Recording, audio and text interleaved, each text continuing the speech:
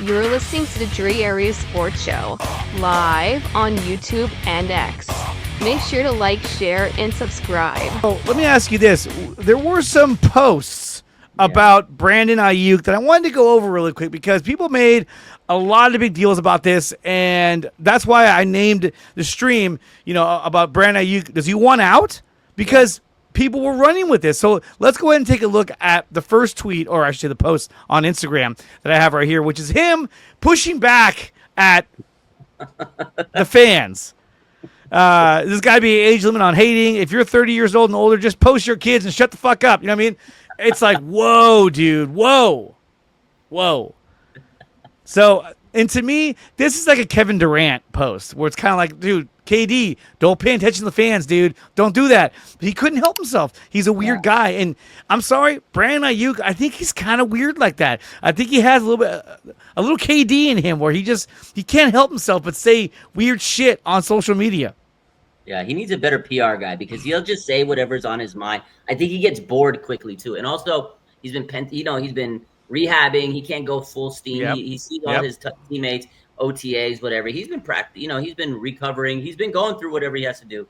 As a PT, I know it's tough on people going through, recovery, rehab, whatever injury you have, whatever disease, whatever you got. It's tough. So sometimes you sit there, you get caught up, you see all the social media. He's probably doom scrolling on social media, and he gets tired of it because, hey, as much as he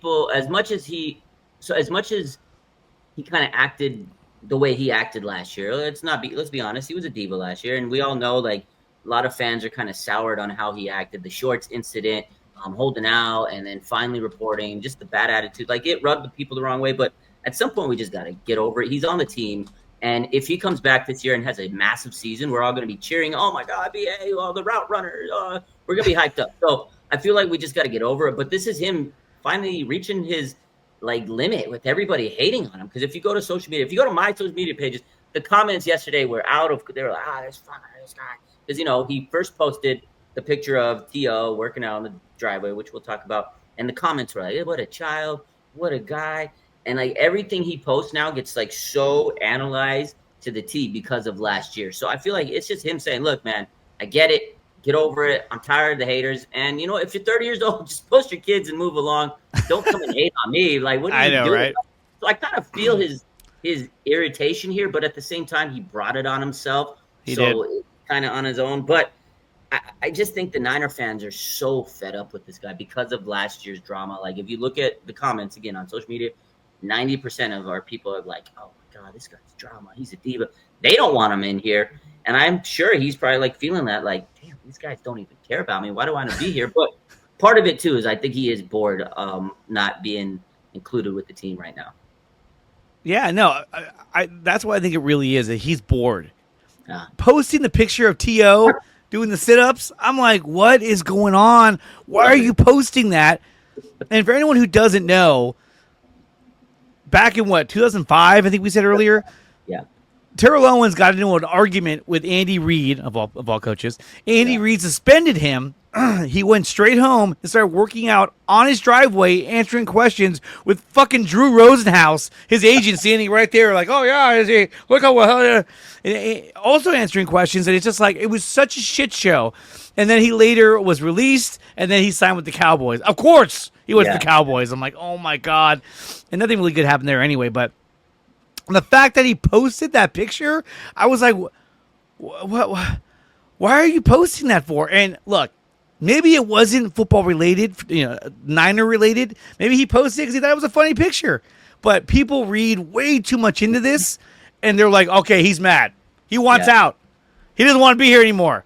And then he also posted this, and I guess this was on, what's my mouse at? This was on YouTube, which I don't know how that. He says they want to play cool now. Nah.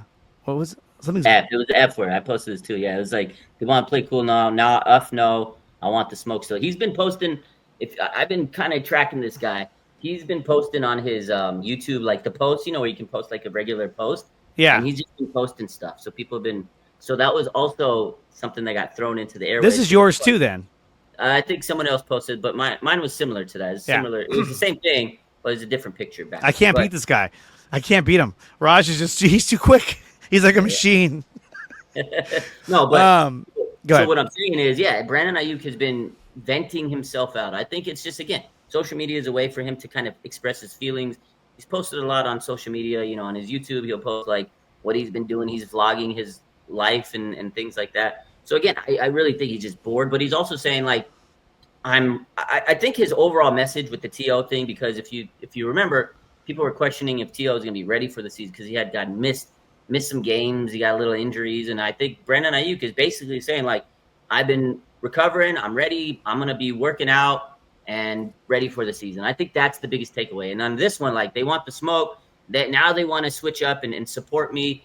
But I'm going to be ready because I think that's his biggest takeaway is, yeah, I'm going to be ready for the season. And I want to show you that I'm working. And again, like TO in the driveway working out is symbolic to maybe him.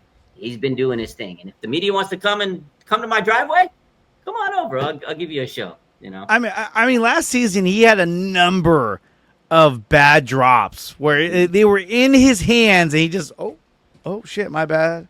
He did it against the Chiefs. He did it week 1 against the Jets. That was the worst one, was against the Jets. It was a beautiful pass. In fact, I have it right here. And we can see this real quick. There for the Jets. Second down, end zone. No. And it was right in his hands. Jesus. Look at that. There's the ball. Look at right there. I know. And the worst part about this though is that it was coming off the heels of this big, this long, the hold in. Remember what they call it, the hold in? Yeah. And finally we get him out there, and I swear, if he makes that catch, it changes everything. Everyone's like, woo! We're going, yeah. He's amazing. Worth every penny. All is forgiven. The fact that we won, I'm just glad we won that game, because had they lost that game, then you flip it away. This is why we shouldn't have paid this guy. So, yeah, he needs to come correct this season. I think the biggest thing is, like, yeah, okay, I get it. He's going on social media and he's expressing himself. I think he needs to be quiet at the end of the day and just let his game do his talking for him. Absolutely. But, again, I think he just gets bored pretty easily, counting his money. I mean, Jedi says send those clips back at his acting out. Yeah, when he acts out, just send those. Like, yeah, remember this? Remember this? If you watch his highlights, though, as the season went on, he was getting better and better. He was getting, and then he got hurt. And that was at the last slap in the face from the Chiefs. Like, we beat you again, and we took out your receiver. See you, losers. Like, oh. Nah, that was brutal, man. I hate the Chiefs. They bully the Niners so much. When it comes to the Chiefs, it's kind of like Madison Bumgarner against the Royals. They just couldn't overcome it. They're just like, oh my God. So we'll see how he plays this year and when he comes back. When do you think he's going to come back? I don't think he'll be back until maybe like week 6. Yeah, I'm thinking week 8, around that time, 8, 9. I think midseason is probably the best, observation, the best guess. Because if you think about it, let's say he starts on the PUP. You got him his 4 weeks, and then they activate him. You get that 21-day window to practice. I feel like they'd utilize that entire 21-day window. So that's 4, 3, week 7, 8-ish, around that mark. I feel like if all goes well and he has no setbacks, I think it's going to be like midseason, 8, 9, somewhere around there. The DreArea Sports Show is brought to you by SeatGeek. Use promo code DreArea Sports to save $20 on your first purchase at SeatGeek.com. And we are also brought to you by Taryn Roy, the SEO Optimizer. If you're looking to boost your YouTube channel, then check out the SEO Optimizer. Use promo code DreArea Sports to start your free trial today. PowerBrandSystems. If you're looking to build a website for your small business or YouTube channel, then check out PowerBrandSystems.